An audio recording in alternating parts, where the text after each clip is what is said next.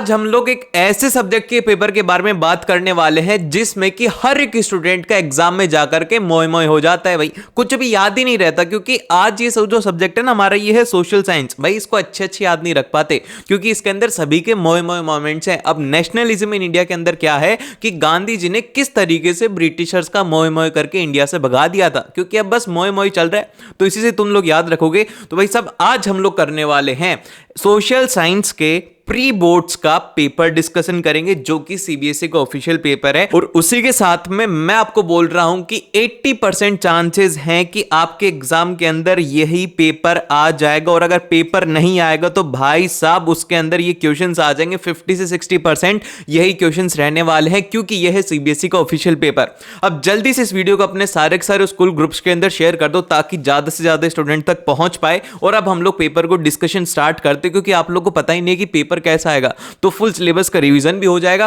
और अच्छे मार्क्स भी आ जाएंगे। तो जल्दी से लाइक और सब्सक्राइब, चलिए स्टार्ट करते बिना टाइम वेस्ट। तो अब हमारे पास में यहाँ पे जो सबसे फर्स्ट क्वेश्चन आता है, ध्यान से देखिएगा। क्वेश्चन नंबर 1, क्वेश्चन नंबर 1 में हमसे पूछा गया कि identify the correct options that describe the act given below. आपको एक्ट के बारे में दी गई हैं कुछ बातें, जिनको देख करके आपको बताना है। तो यहाँ पर सबसे पहला है कि the act was passed by the imperial legislative council, ये हो गया। फिर इसके बाद में सेकंड आता है कि it gives the government to power to suppress any political activities. तो यहां पर ये जो क्वेश्चन है, ये क्वेश्चन है हमारा वो नेशनलिज्म इन इंडिया वाले चैप्टर से है। और ये बात याद रखना कि जहां पर भी पॉलिटिकल एक्टिविटीज को रोक देने की बात की जाए, वो होता है यहां पर रॉलेट एक्ट। और सबसे जो स्टार्टिंग होती है चैप्टर की, वो होती है इसी से ही। यहां से गांधी जी अपना जो स्टार्ट करते हैं, सारे मूवमेंट्स वगैरह यहीं से स्टार्ट होते हैं। तो इसका करेक्ट ऑप्शन हो जाएगा हमारे पास में ए ऑप्शन। अगर ऐसा कोई आपको करेक्ट ऑप्शन मिले जिससे कि आप देखते पहचान लो, तो सीधा आपको उसको टिक कर देना है। देन फिर इसके बाद में हमारे पास में आता है नेक्स्ट, जिसके अंदर कि हमसे कहा गया है कि which place in the India has the artificial lake to conserve water that dates to the 11th century. अब देखो यहां पर एक बात मैं आप लोगों को बताता हूं, जो ज्योग्राफी है ना, ज्योग्राफी के अंदर आपको क्या करना है, दो चीजें सबसे ज्यादा इंपॉर्टेंट है इसके अंदर। एक तो है आपका डेटा। अब डेटा के अंदर क्या क्या आती है, डेटा के अंदर आपके पास में चीजें आती हैं जैसे डेट्स आ गए, डेट्स इसके लिए बहुत ही ज्यादा इंपॉर्टेंट है। या फिर इसके साथ में डेटा में ये भी आता है कि ऐसा कौन सा स्टेट है जहां पर कि सबसे ज्यादा हैवी रेन होती है, या फिर जहां पर सबसे ज्यादा गेहूं होती है, या फिर सबसे ज्यादा शुगर होती है। ऐसे क्वेश्चन ज्योग्राफी से सीधे डेटा के ऊपर बेस्ड आता है। तो आपको इसको ध्यान रखने, इस पे समझना कुछ भी नहीं था, तो वो आंसर रह जाएगा हमारे पास में भोपाल। देन फिर इसके बाद में नेक्स्ट क्वेश्चन आता है, जो कि है हमारा इकोनॉमिक्स से। अब इसमें हमसे क्या कहा गया है वो देखते हैं। अब ये जो क्वेश्चन है, इसमें हमसे कहा गया कि आपको एक एजुकेशनल अचीवमेंट दिया गया है, रूरल जो यूपी का है वहाँ का कुछ डेटा आप लोगों को गिवन है। इसमें ये दिया गया है, ध्यान से देखना, क्योंकि ऐसे क्वेश्चंस में बहुत बार हम कंफ्यूज भी हो जाते हैं क्योंकि हम ध्यान से नहीं देखते। इसमें देखो 3 आपको चीज़ें दी गई। इसमें सबसे पहले कहा गया है literacy rate for the rural population. फिर इसके बाद में ये है 76% मेल के लिए, 54% वुमेन के लिए। तो यहाँ पर जो फीमेल की है वो काफ़ी ज़्यादा कम है, हम उसको मार्क कर लेंगे, एक तो हाई को और एक लो को, दोनों में से एक को मार्क कर लेना जिससे कन्फ्यूजन ना हो। फिर सेकंड में दी गई literacy rate for the rural children's in the age group of 10 से 14 ईयर्स के यहाँ पर दिया गया है, जिसके अंदर भी वुमेन की कम है, वो 87% है। ये दिख रहा नहीं होगा, ये हो गया 87%।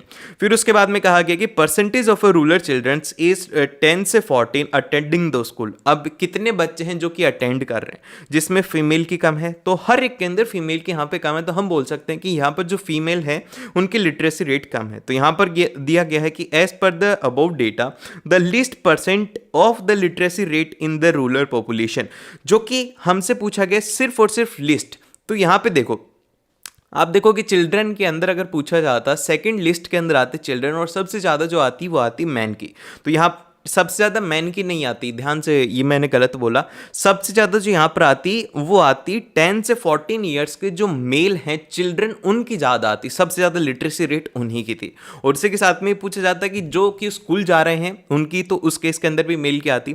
तो इसका जो करेक्ट आंसर रहेगा वो रहेगा हमारे पास में ऑप्शन नंबर डी, जो कि फीमेल है। अब इसी के साथ में इस वीडियो को जल्दी से लाइक कर दो और अपने दोस्तों के साथ में इसे शेयर कर देना और सब्सक्राइब कर लेना, ताकि आप लोगों को ऐसी और वीडियोस और मिलती रहें। और हमने एक प्लेलिस्ट बना रखी है जिसके अंदर कि हमने सभी सब्जेक्ट्स के सैंपल पेपर को डिस्कस कर रखा है, तो वो भी देख सकते हो अगर आपको औरों का देखना हो। ठीक है, तो अब हमारे पास में ये है कि which of the following options represent the potential measure that can be taken to mitigates the threats posed on the tiger population and biodiversity. अब देखिए हमारे जो जैसे कि हम लोग जो ह्यूमंस हैं, हमारी वजह से क्या होता है कि हमें ना बहुत ज़्यादा डेवलप करना चाहते हैं। जब हम डेवलप हो रहे हैं तो हमारे डेवलपमेंट से क्या हो रहा है, जो फॉरेस्ट है उनके ऊपर बहुत ही ज़्यादा इफेक्ट हो रहा है। अब ये कैसे हो रहा है भैया, अब जैसे जैसे हम लोग बढ़ते जा रहे हैं तो हमें रहने के लिए भी जगह चाहिए, हमें हॉस्पिटल्स के लिए भी जगह चाहिए, हमें बिल्डिंग्स भी चाहिए, हमें स्कूल्स भी चाहिए, हमें सब कुछ चाहिए। तो उसके लिए हमें चाहिए होती जगह। अब जगह कहाँ पर है, इंडिया के अंदर जो फॉरेस्ट एरिया है वो as compare to other countries काफ़ी ज़्यादा कम है, क्योंकि हमारी जो पॉपुलेशन है वो हमारी एक सबसे बड़ी एक बोल सकते हो कि प्रॉब्लम भी है, सेकंड वो स्ट्रेंथ भी है। अब किसी भी कंट्री के पास में इतनी पॉपुलेशन नहीं है जितनी कि इंडिया के पास में, इंडिया ने चाइना को भी कवर कर दिया है। तो अब इससे क्या होता है कि हम क्या करते हैं, जैसे कि हमें जगह नहीं मिल रही तो हम क्या करेंगे, पेड़ों को काटेंगे। पेड़ों को काटने से क्या होगा, जो जंगली जानवर है उनका सर्वाइवल मुश्किल हो जाएगा। अब आप सोचोगे कि भैया पेड़ों को काटने से क्या ही फर्क पड़ रहा है, अगर टाइगर आज खत्म हो जाएंगे तो क्या ही हो जाएगा। तो मैं आपको एक बात बताता हूं, अगर कोई भी एक स्पीसीज खत्म होती है यहां से अर्थ से, तो उसका डायरेक्टली इंपैक्ट हमारे ऊपर भी पड़ता है। अब ये कैसे होता है, आपने ये उसके अंदर पढ़ोगे, आपका एक चैप्टर होगा आवर एनवायरमेंट, जो कि आप एग्जाम से एक दिन ही पहले पढ़ने वाले हो। उसके अंदर आप लोग देखोगे कि अगर हमारी जो चेन है उसके अंदर थोड़ा बहुत भी डिस्टर्बेंस होता है तो हमारी जो लाइफ है उसमें बहुत ज़्यादा इफेक्ट होते हैं। तो अब उसको करने के लिए हमें क्या क्या करना चाहिए, हमें टाइगर को बचाना है तो हमें क्या करना चाहिए, जिसमें कि सबसे फर्स्ट हमें दिया गया है कि banning the hunting and giving the legal protection to their habitants and restricting the trade in the wildlife. ये एकदम से सही बात है। जैसे कि आपने देखा होगा कि बहुत ही जो अल्ट्रा रिच लोग होते हैं उनका शौक क्या होता है, उनका शौक होता है कि जैसे कि क्रोकोडाइल की जो स्किन होती है उनको शीट्स चाहिए होती है, जैसे क्रोकोडाइल लेदर हो गया, स्नैक लेदर हो गया, लेपर्ड लेदर हो गया, उनके वो चाहिए होता है। तो इसीलिए यहाँ पर ये सही ऑप्शन रहेगा कि एक तो हंटिंग को बैन कर देना चाहिए और सेकंड इनको लेकर के जो ट्रेड होते हैं उनको भी बैन करना चाहिए। फिर सेकंड आता है कि prohibiting the visit of and the public into forest area. ये एकदम से गलत है। ये होना चाहिए कि ज़्यादा से ज़्यादा लोगों को वहाँ पर भेजें जिनसे कि उनको वाइल्ड लाइफ के बारे में पता लगे और वो वाइल्ड लाइफ को जान पाएँ। हम में से मोस्ट ऑफ द जानते ही नहीं है कि हमारा जो नेचर है वो कितना ज़्यादा सुंदर है। हम बस अपने आप के अंदर ही मस्त है, हमें कुछ मतलब नहीं, हमें रील्स दिखा दो, ये सब दिखा दो, लेकिन नेचर के पास में जब आप जाओगे तो आपको कोई भी चीज़ अच्छी नहीं लगेगी। ये फैक्ट है। फिर इसके बाद में नेक्स्ट आता है थर्ड, जिसके अंदर की कहा गया कि establishing the wild life sanctuaries and national park. ये एकदम से सही रहेगा। अब ऐसे इसलिए क्योंकि उनको एक प्रोटेक्शन के अंदर एक स्पेस मिल जाएगा जहां पर कि गवर्नमेंट उनको प्रोटेक्ट करेगी, उनको रहने के लिए जगह मिल जाएगी और वो जगह उनसे छीनी नहीं जा सकती। ये एक अच्छा ऑप्शन है। देन फिर इसके बाद में लास्ट है कि converting the forest into the reserve and the protected forest. ये भी एकदम से सही है। तो इसके जो सही ऑप्शन हो जाएंगे हमारे पास में वो हो जाएगा फर्स्ट, फिर उसके बाद में थर्ड और फिर लास्ट के अंदर हो जाएगा हमारा फोर्थ। ये तीन ऑप्शन इसमें एकदम से करेक्ट होंगे। देन फिर इसके बाद में हम लोग चलते हैं नेक्स्ट की तरफ, जो कि है हमारा when the countries of the Europe came together to and the European Union was chosen in as its headquarter. किसको हेडक्वार्टर की तरह चूज किया गया था? तो यहाँ पर इसका करेक्ट आंसर हो जाएगा, वो हो जाएगा ब्रुसेल्स को हमने यहाँ पे चूज किया था। देन फिर इसके बाद में हमारे पास में नेक्स्ट क्वेश्चन आता है क्वेश्चन नंबर 6। अब क्वेश्चन नंबर 6 का मैं चाहता हूँ कि आप लोग आंसर करो कि इसका आंसर क्या होगा। अब क्वेश्चन नंबर 6 में हमसे कहा गया है कि which of the following statements accurately distinguish between the majoritism and power sharing. तो अभी हम लोग बात करते हैं पावर शेयरिंग के बारे में। तो देखो पावर शेयरिंग क्या होती है, हम लोग रहते हैं डेमोक्रेटिक कंट्री के अंदर। डेमोक्रेटिक कंट्री के अंदर किसी के भी पास में फुल पावर नहीं रहती। अब जैसे कि मान लो कि कोई भी पॉलिटिकल पार्टी है जो कि गुंडागर्दी करती है, सही ढंग से काम नहीं करती, तो आप कहाँ जाओगे? तो वहां पर हमने उसके लिए उसको कंट्रोल करने के लिए हमने बना दिया जुडिशरी। अब जुडिशरी के पास में पूरी पूरी पावर होती है कि वो गवर्नमेंट को भी रेगुलेट करेगी, गवर्नमेंट को भी देखेगी कहीं करप्शन वगैरह तो नहीं हो रहा। फिर उसके बाद में वो ये भी साथ में रेगुलेट करती है कि जो जैसे कि किसी के साथ में गलत हो गया तो उसके साथ में गलत भी ना हो, सारी चीज़ें सही हों। तो ये जुडिशरी के पास में पावर है। गवर्नमेंट के पास में पावर ये है कि जितनी भी पॉलिसीज हैं उनको सही ढंग से इंप्लीमेंट करे। तो सभी के पास में यहाँ पे अलग अलग होती हैं, जो कि डेमोक्रेसी में ही होता है। देन फिर इसके बाद में मेजोरिटिज्म का मतलब ये होता है कि यहाँ पर कोई भी कम्युनिटी होती है ना, जैसे कि मेजोरिटी में अगर कोई भी कम्युनिटी है तो उसको पावर दे दी जाती है। तो अब ये कौन से ऑप्शन के अंदर लिखा गया है, इसमें लिखा गया है कि majoritism emphasises the dominance of the majority committee, एकदम से सही है। वाइल पावर शेयरिंग का मतलब होता है कि सभी डिफरेंट ग्रुप के अमंग पावर हो। तो ये हो गया इसका करेक्ट ऑप्शन, ए ऑप्शन हमारे यहाँ पे एकदम से करेक्ट रहेगा। देन फिर इसके बाद में चलते हैं हम लोग नेक्स्ट की तरफ, जो कि है हमारा क्वेश्चन नंबर 7, जिसके अंदर कि आप लोग असर्शन और रीजनिंग का क्वेश्चन पूछा गया है। असर्शन दिया है, उसका रीजन दिया गया, मतलब कि कोई भी एक आपसे बात कही जाए प्लस उसका लॉजिक दे दिया जाए। तो आप हो सकता है कि बात सही हो या फिर लॉजिक गलत हो सकता है कि दोनों ही सही हो या फिर हो सकता है दोनों ही गलत हो। ये ऑप्शन है। तो हमारा जो सबसे पहला सेंटेंस है वो ये है कि यहाँ पर democracies are based on the political equality, एकदम से करेक्ट बात है। यहाँ पर आपको हर एक जो चीज़ है वो डेमोक्रेसी में मिलेगी, हर एक चीज़ इक्वलिटी आपको डेमोक्रेसी में ही देखने को मिलेगी। फिर इसके बाद में इसका रीज़न क्या है, इसका रीज़न ये है कि all the individuals have the equal से इन इलेक्टिंग रिप्रेजेंटेटिव। यहाँ पर हर एक को इंडिविजुअल राइट है। मान लो कि आप हो, आपका दोस्त ए पार्टी को सपोर्ट करना चाहता है, आप बी पार्टी को सपोर्ट करना चाहते हो, आपको कोई भी अपोज नहीं कर सकता, आपको कोई भी फोर्स नहीं कर सकता कि भाई तू ए को ही देगा, तू बी को ही देगा।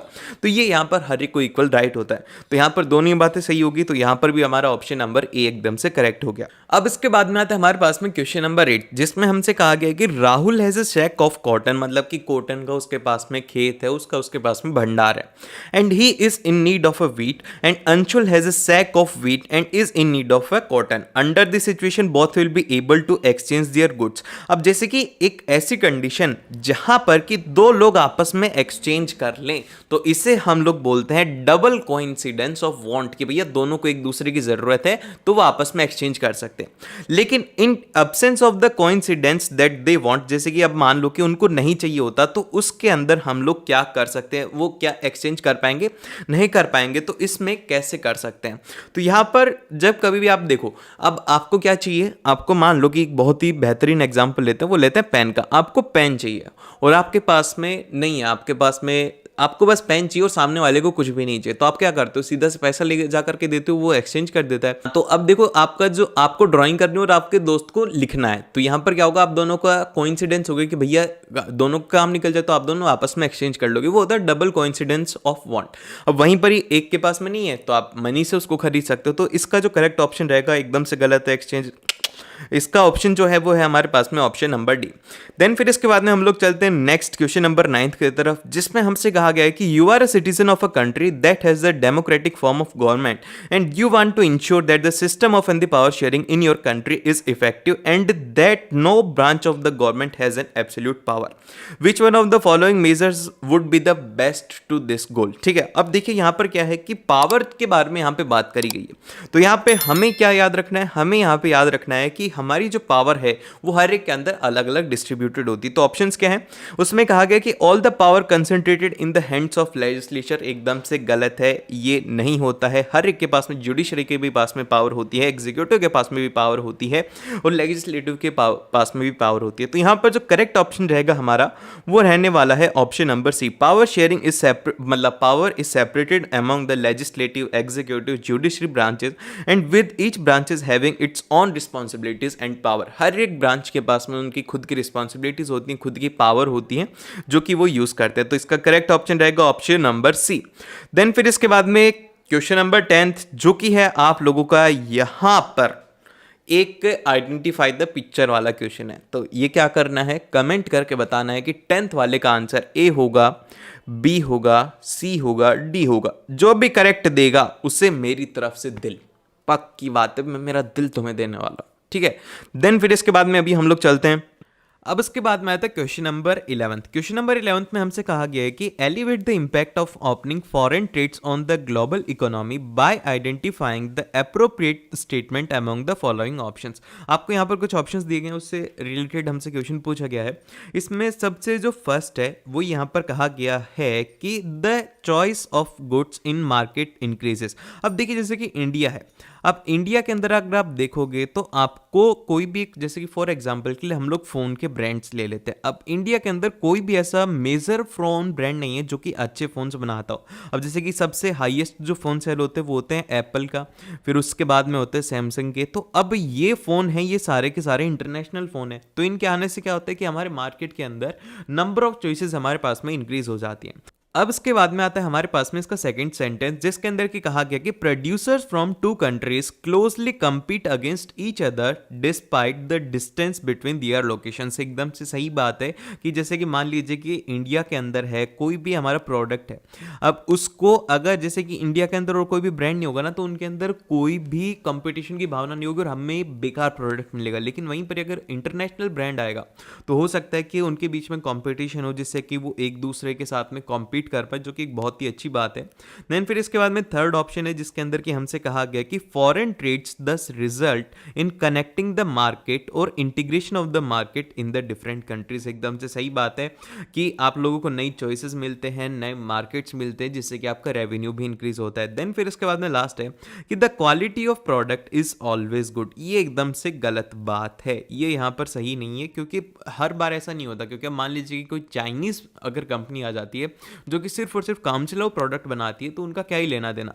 अब भाई चाइनीज तो इतनी ज्यादा कॉपी करते हैं, आपको एक बात बताऊं, वो रॉयल्स रोज है ना, उसकी भी ऐसी कॉपी बना के बेचते हैं, भैया क्या ही कहना। तो इसीलिए सही जो स्टेटमेंट रहेगा बी स्टेटमेंट रहेगा, जिसके अंदर की फर्स्ट, सेकंड और थर्ड हमारे सही होंगे। उसके बाद में क्वेश्चन नंबर 12 है, जो कि आपका fill in the blank question है। तो यहां पर कहा गया कि if a government provides its citizen a right and means to examine the process of decision is an. अब देखिए जैसे कि एक गवर्नमेंट की यहां पे बात करी जा रही है, जो कि आप लोगों को क्या कर रही है, राइट भी दे रही है और उसी को एग्जामाइन भी कर रही है। तो ऐसी जो गवर्नमेंट होती है उसको हम लोग क्या बोलते हैं, ऐसी गवर्नमेंट को हम लोग बोलते हैं अकाउंटेबल गवर्नमेंट की, जो कि राइट भी देती है, फिर उसके बाद में उसको एग्जामाइन भी करती है डिसीजन को, जो कि इंडिया के अंदर होता है। अब इसके बाद में आता है हमारे पास में क्वेश्चन नंबर 13, जिसके अंदर कि हमें कहा गया है कि आपको ये स्टेटमेंट्स गिवन है, उनको इस सीक्वल ऑर्डर के अंदर लगाना है जिस तरीके से वो हुए थे। तो अभी हम लोग देखते हैं। देखिए सबसे फर्स्ट हम लोग जैसे चैप्टर को पढ़ते हैं तो हमें ये पता लगता है कि जो कंट्री थी हमारी इंडिया, उसके अंदर फोर्स्ड रिक्रूटमेंट हो रहा था ब्रिटिश गवर्नमेंट के थ्रू।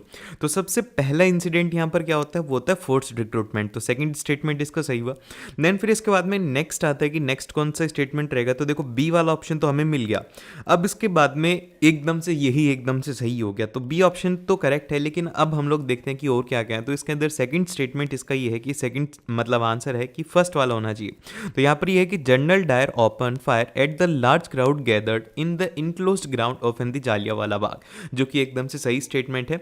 देन फिर इसके बाद में नेक्स्ट है वो ये है हमारे पास में स्टेटमेंट नंबर 4, जो कि है Gandhi ji launched a national wide satyagraha against the Rowlatt act, जो कि एकदम से करेक्ट हो गया। फिर इसके बाद में लास्ट है कि जो लास्ट स्टेटमेंट होता है जहां पर कि इंडिया के अंदर भी कमेटी बनती है, वो है कि ऑटोमैन जो एम्पायर था टर्की का, उसको वो हो जाता है कि जैसे कि वो हार जाते हैं जब खिलाफत कमेटी वहां पर स्टार्ट होती है और वहीं से खिलाफत मूवमेंट स्टार्ट होता है। तो इस तरीके से हमारे पास में सेकंड, फिर उसके बाद में फर्स्ट, फिर उसके बाद में फोर्थ और फिर उसके बाद में थर्ड। तो मतलब आपको ये आइडेंटिफाई करना था कि सबसे पहला कौन सा है। देन फिर इसके बाद में हमारे पास में नेक्स्ट आता है क्वेश्चन नंबर 14, जिसके अंदर कि हमसे कहा गया कि if there is a description by the transport और the lorries refuses to transport vegetable milks etc from the rural areas to urban areas, food will become scarce and in the urban areas whereas the farmer will be unable to sell their product। तो फिर अब इसके बाद में जैसे कि इसमें condition ये बताई गई है कि मान लो कि आज आपको जैसे कि जो ट्रांसपोर्ट है वो बंद हो जाए तो क्या होगा। ये ट्रांसपोर्ट बंद होने से सब कुछ इफेक्ट हो जाएगा। Which of the following sectors will be affected due to the situation stated above. तो भैया यहाँ पर जो है सभी सेक्टर इफेक्ट होंगे। फिर वो चाहे से आप लोग अपने प्राइमरी सेक्टर ले लो जो कि टोटली जैसे कि अपने नेचुरल के ऊपर डिपेंड करते, सेकेंडरी ले लो, टर्शियरी ले लो, तो तीनों की तरह इसके से इफेक्ट होंगे। तो यहाँ पर सी ऑप्शन एकदम से करेक्ट हो जाएगा। देन फिर इसके बाद में नेक्स्ट आता है हमारे पास में क्वेश्चन नंबर 15, जिसमें कि हमें स्टेटमेंट दिया गया है, उसको हमें बताना है कि कौन सा करेक्ट है कौन सा इनकरेक्ट है। सबसे फर्स्ट स्टेटमेंट है, इसमें हमसे कहा गया है कि western printing techniques and the mechanical press were imported in the late 19th century as the western powers established their outpost in China। तो क्या ये बात सही है? ये बात एकदम से सही है। तो यहाँ पर ये होता है कि जैसे कि चाइना था, चाइना में ही ज़्यादा वेस्टर्न पावर्स ने इंपोर्ट किया था, इसीलिए इंडिया जो है वो चाइना से पीछे रह गया। अदरवाइज हम लोग बहुत ही ज़्यादा आगे होते, लेकिन चाइना के पास में कुछ एडवांटेज थे उनकी लोकेशन को लेकर के, जो कि हमारे पास में नहीं थे। देन फिर इसके बाद में नेक्स्ट आता है हमारे पास में, वो आता है स्टेटमेंट सेकेंड, जिसके अंदर किया कि Beijing becomes the hub of the new print culture and the catering western style schools, ये एकदम से गलत है, बीजिंग वो सेंटर ही नहीं था। तो यहाँ पर हमारे पास में करेक्ट स्टेटमेंट क्या हो जाएगा, first is correct and second is incorrect, तो ए ऑप्शन है इसका एकदम से करेक्ट हो गया। देन फिर इसके बाद में आता है क्वेश्चन नंबर 16, जिसके अंदर कि हमें कहा गया है कि M gave his friend clues about a type of soil that suits for the growing cotton. मतलब कि यहाँ पर एक एम है जो कि अपने फ्रेंड को क्लू देता है कि भैया किस तरीके की सॉइल होती है जो कि सुटेबल होती है उसके लिए।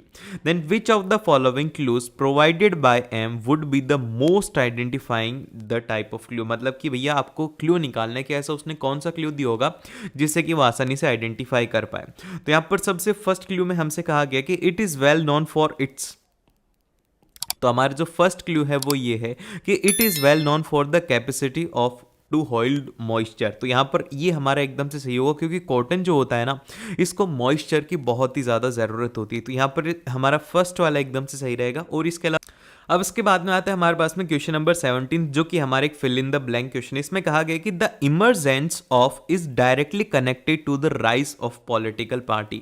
तो मतलब कि यहाँ पर हमसे पूछा गया है कि जो पॉलिटिकल पार्टीज हैं वो किस तरीके की डेमोक्रेसी के थ्रू होती हैं। तो यहाँ पर जो हमारा करेक्ट आंसर रहेगा वो रहेगा representative democracy. The emergence of a representative democracy is directly connected to the rise of political parties. Then फिर इसके बाद में हमारे पास में नेक्स्ट क्वेश्चन आता है क्वेश्चन नंबर 18, जिसमें कि हमसे कहा कि the process of integration between the different country is called, कि भैया दो कंट्रीज हैं वो एक साथ आती है तो इसको हम लोग कहते हैं ग्लोबलाइजेशन। जैसे कि जो गूगल है, गूगल कहाँ की कंपनी है, गूगल है यूएस की कंपनी, और वो इंडिया के अंदर आती है तो वो होता है हमारे पास में ग्लोबलाइजेशन। और वहीं पर ही जैसे कि टाटा है, टाटा अगर अमेरिका के अंदर जाती है तो ये भी होता है ग्लोबलाइजेशन। इन कंपनीज को हम लोग कहते हैं मल्टी नेशनल कंपनीज, जिनकी की एक कंट्री से ज़्यादा जगह पर ऑफिसेज होते हैं, उनको हम लोग बोलते हैं एमएनसीज।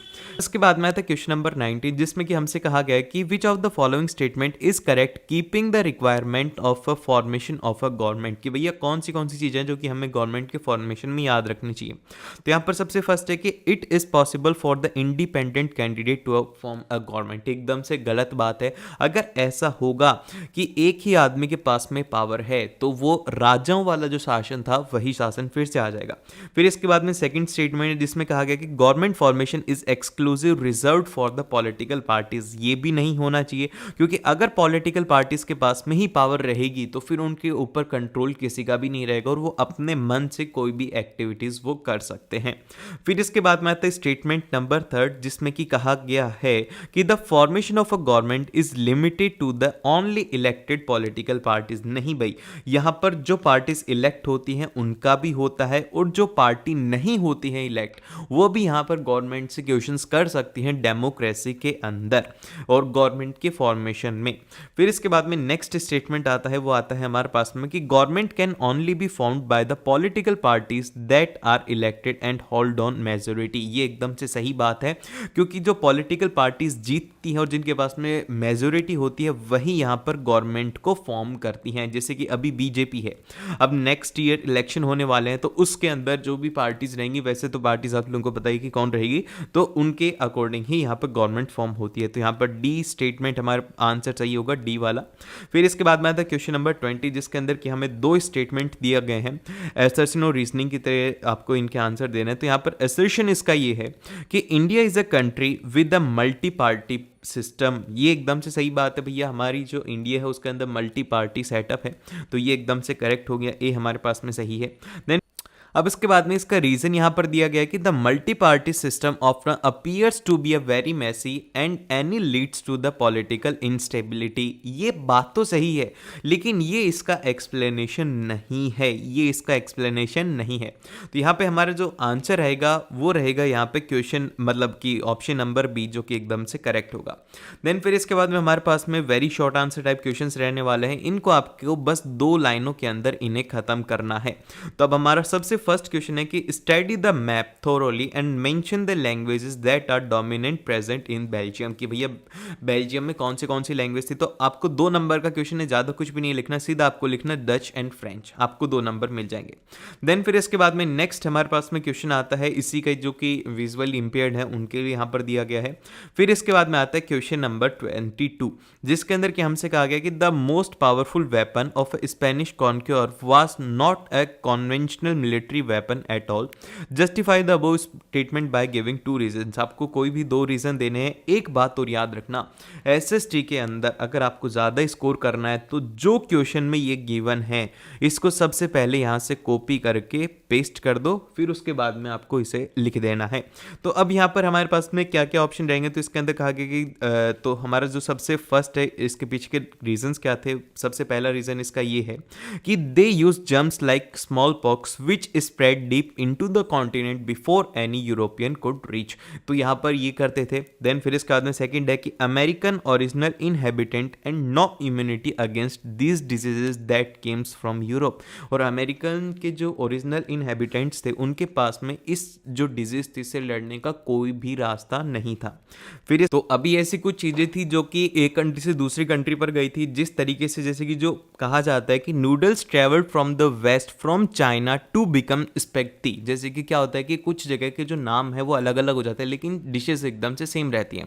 अब जैसे कि फॉर एग्जांपल के लिए हमारे यहाँ पर जो डिश है फेमस राजस्थान की वो है दाल बाटी चूरमा। अब वहीं पर जैसे कि अगर आप किधर और जाओगे तो चूरमा को कुछ और कहा जाता है। तो इसी तरीके से ये होती हैं। फिर इसके बाद में जो नेक्स्ट आता है वो आता है कि similar food was known in India and Japan so the truth about their origin may be known. ठीक है, तो क्या होता है कि ऐसी कुछ चीजें होती है जो कि इंडिया और जापान में भी होती है। और substantiate your answer with any 2 reasons.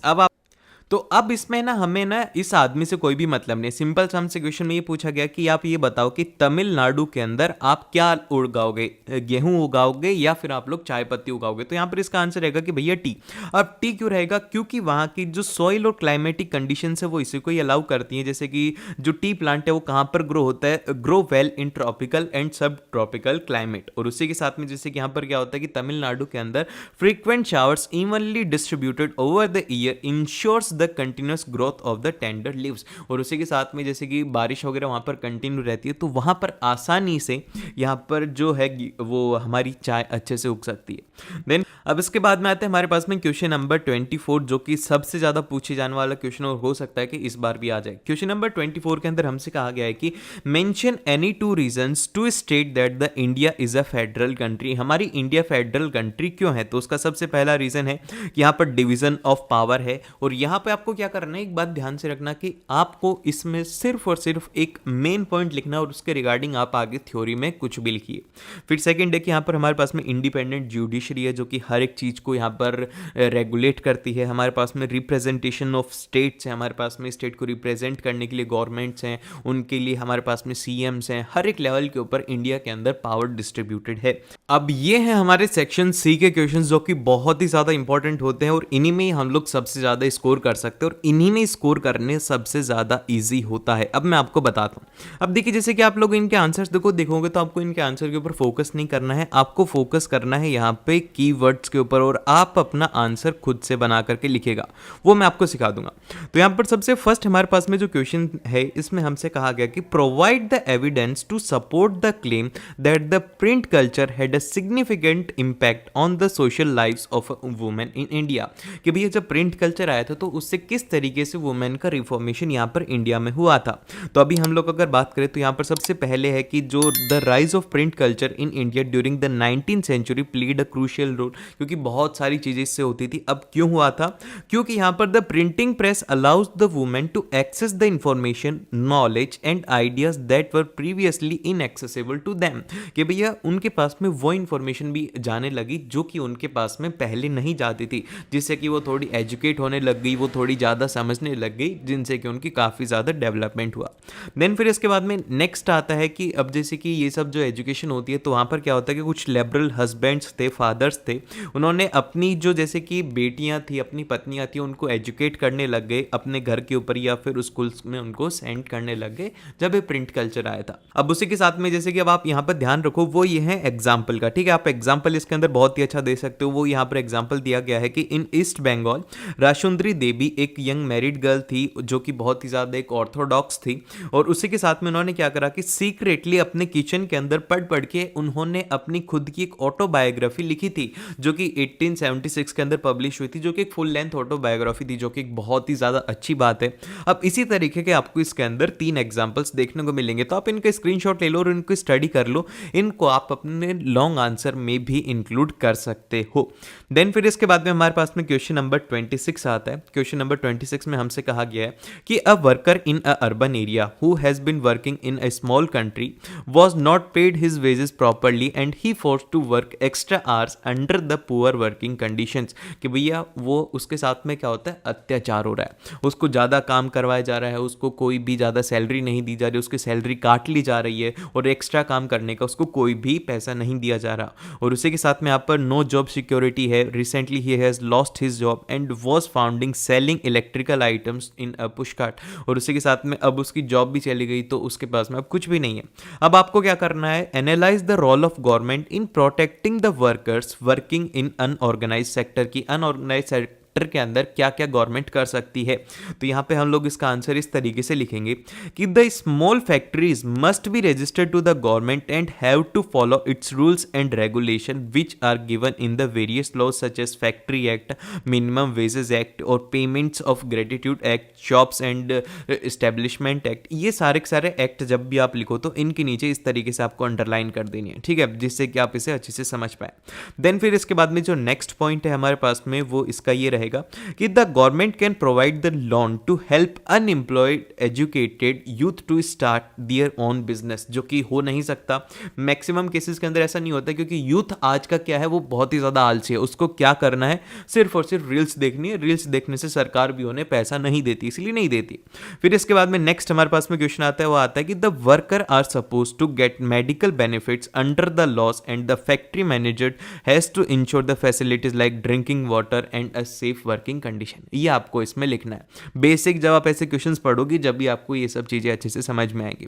फिर इसके बाद में नेक्स्ट है कि यहाँ पर एक मिस्टर पवन है जो कि एक विलेज हेड है। वो चाहते हैं कि उनके जो विलेज है उसके अंदर जॉब अपॉर्चुनिटीज क्रिएट हो मनरेगा एक्ट के अंदर। तो अब उनको आपको क्या करना है, कोई भी 3 एक्टिविटीज बतानी है जिससे कि मिस्टर पवन जो है वो ये काम को स्टार्ट कर सके अपने गांव के अंदर। तो सबसे पहले ध्यान रखो कि ये जो एक्ट है इसकी फुल फॉर्म क्या है, ये एग्जाम के अंदर पूछी जा सकती है। तो जो मनरेगा एक्ट है उसकी फुल फॉर्म है हमारे पास में Mahatma Gandhi national rural employment guaranteed act, जिसको कि हम लोग मनरेगा बोलते हैं। जिसमें कि क्या होता है कि जो विलेज होता है वहां पर काम किए जाते हैं। अब काम किस तरीके के होते हैं, जैसे कि क्लीनिंग द पॉन्ड हो गया, उसी के साथ में विलेज रोड कंस्ट्रक्शन हो गया, corporative milk society, small scale industries हो गया, ये सब चीजें उसके अंडर आती हैं। तो ये 3 चीजें आपको याद रखनी है। अब इसमें आप लोग क्या लिखेंगे, जैसे कि हमारा क्वेश्चन आ गया कि क्लीनिंग द लेक, और इसमें हम क्या लिखेंगे, तो इसमें हम लोग लिखेंगे cleaning and maintaining the water bodies such as lakes and ponds can be help to improve the quality of water and makes it suitable for the irrigation purposes and this can leads to the increase agriculture productivity which is in turn can increase the income of the farmers. इससे क्या होगा, जैसे कि आपको क्या करना चाहिए, हमने सबसे पहले क्या बता दिया कि आपको क्लीनिंग करनी चाहिए, उसको मेंटेन करना चाहिए। उससे बाद में क्या होगा, उससे जैसे कि सुटेबल रहेगा, आपको इरिगेशन के लिए पानी मिल जाएगा, पीने के लिए आपको अच्छा पानी मिलेगा, और उसी के साथ में जो एग्रीकल्चर प्रोडक्टिविटी है वो बढ़ेगी और उससे उनकी इनकम अल्टीमेटली बढ़ेगी। फिर इसी तरीके से विलेज रोड कंस्ट्रक्शन होगा तो इससे कनेक्टिविटी इंक्रीज होगी। अब जैसे कि यहाँ पर कीवर्ड्स क्या है, इसमें कीवर्ड्स हैं कनेक्टिविटी हो गया, एक्सेसिबिलिटी हो गया, विद द विलेज हो गया, making it easier to the people to communicate to work और ट्रांसपोर्ट गुड्स, ये अच्छी बात हो गई। फिर इसके बाद में कॉर्पोरेटिव मिल्क सोसाइटी हो गया, जिसके अंदर की क्या होगा कि एक छोटी सी इंडस्ट्री बना दिया जाए, कोई डेयरी खोल दिया जाए, जिससे कि फार्मर्स अपने जो भी प्रोडक्ट बनाते हैं, मिल्क प्रोडक्ट बनाते हैं, उनको वहां पर सेल कर सके और अपनी एक इनकम जनरेट कर सके। फिर इसके बाद में एक लास्ट है कि आप कंस्ट्रक्शन वर्क चला सकते हैं। तो इनमें से आप कोई भी 3 पॉइंट अपनी मर्जी से लिख सकते हो। देन फिर इसके बाद में आता है हमारे पास में क्वेश्चन नंबर 27। क्वेश्चन नंबर 27 में हमसे कहा गया कि agriculture gives the boost to the industrial sector. अब आपको इसको जस्टिफाई करना है, सिंपल सा आपको ये बताना है कि किस तरीके से वो करता है। तो सबसे पहला जो हमारा पॉइंट है वो है यहाँ पर रॉ मटेरियल सप्लाई का। अब क्या होता है कि जैसे कि इंडस्ट्रीज होती है, डिफरेंट इंडस्ट्रीज होती है, जैसे कि आप जो कपड़े पहन रहे हो वो भी किससे बनते हैं, एग्रीकल्चर प्रोडक्ट से बनते हैं, जैसे कि टेक्सटाइल्स हो गया, पेपर हो गया, ये सारी की सारी जो चीज़ें हैं ये किससे बनती हैं, एग्रीकल्चर से बनती है। और इसी के थ्रू क्या होता है कि जो एग्रीकल्चर है उससे उनकी प्रोडक्शन बढ़ती है और इसी से हमारा इंडस्ट्रियल सेक्टर भी बढ़ता है। और फिर इसके बाद में नेक्स्ट आता है कि मार्केट एक्सपेंशन। मार्केट एक्सपेंशन इसमें किस तरीके से होता है, जैसे कि agriculture provides vast market for the industrial products, जैसे कि इंडस्ट्रियल प्रोडक्ट बहुत ज्यादा यूज किए जाते हैं एग्रीकल्चर में। एग्जांपल के तौर पर the use of the agriculture machinery such as tractors हो गया, टिल्टर्स हो गया, हार्वेस्टर हो गया, creates a demand for the industrial goods including the steels and the plastic and the rubber. तो इन सभी की यहाँ पर क्या होती है कि इनकी डिमांड बढ़ती है, जिससे कि इंडस्ट्रियल सेक्टर डायरेक्टली इफेक्ट होता है। फिर सेकंड आता है कि एम्प्लॉयमेंट जनरेशन। अब एम्प्लॉयमेंट जनरेशन किस तरीके से होता है, जब आप कोई भी खेती करते हो तो आपको क्या चाहिए होती है वहाँ पर जैसे कि एग्रीकल्चर जो होता है वो एक लेबर इंटेंसिव वर्क होता है। अब मैं ये मार्क कर रहा हूँ तो आपको इसको ध्यान से याद रख लेना है कि भैया लेबर वर्क नहीं लिखेंगे, हम इसे लिखेंगे लेबर इंटेंसिव सेक्टर की, मतलब कि इसके अंदर लेबर की जरूरत होती है, लेबर डिपेंडेंट ये सेक्टर होता है। जिससे कि क्या होता है कि यहाँ पर एम्प्लॉयमेंट अपॉर्चुनिटीज जनरेट होती हैं, जो कि मेनली जो पॉपुलेशन है इंडिया की वो अभी भी रूरल एरिया के अंदर ही रहती है, तो उनके लिए एक एम्प्लॉयमेंट जनरेशन का बहुत ही ज़्यादा एक अच्छा तरीका ये रहेगा।